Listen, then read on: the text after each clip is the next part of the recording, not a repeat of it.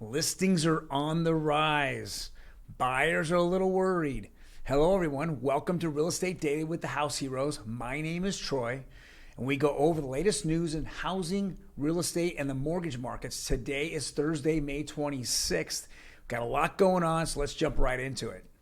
First article here is from CNBC. It says home listings suddenly jump as sellers worry they may miss out on the red hot housing market. So we've seen this happen a few times now where people are just wanting to hit the top of the market and then get out. But of course, where are we going to move to? That's always been the question. And so we're starting to see more and more listings hit the market because people want to cash out and then figure it out later. That seems to be a theme that's going on. Or again, they want to take that money, go out of state, find a smaller place, much less expensive, and then have plenty of cash on the sideline as we go through this inflationary times as well as a possible recession. Next article here says, and this is from an economist, Chris Rumpke.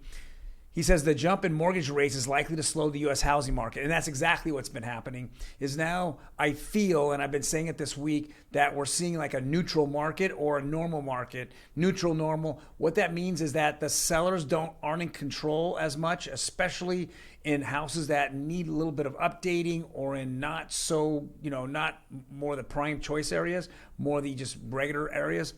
Those are the houses that are kind of sitting a little bit. So now buyers are coming in, especially ones that were unable to be buying homes in the last 2 years, such as your FHAs, your down payment assistance, as well as your VAs. So they're coming in and now they don't have to give up as much. They don't have to have that contingency, for appraisal removed. And they don't have to have all the extra cash on the sidelines in case the appraisal doesn't come in. Now they're on an even playing field, and now we're starting to get that little balance that we needed to make this market solid and healthy again. Next article is purchase mortgage rates average 5.1, continuing 2-week slide. So we're seeing this. We just keep seeing the mortgage rates go down, and they're floating down slowly but surely. I think that people have talked about recessions, and in recessionary times, which recessions are usually an average of about 11 months. They usually last about 11 months. And if that's a fact, we're going to find this out really fast if we're in a recession.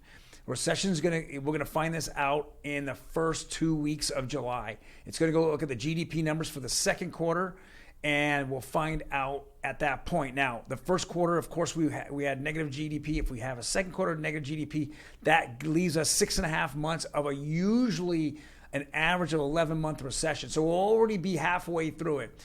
Now, I know that earnings have come out. They've been below par, and part of them is because people aren't buying things as much now. And if they're not buying as much, well, part of recession is that we see unemployment rise.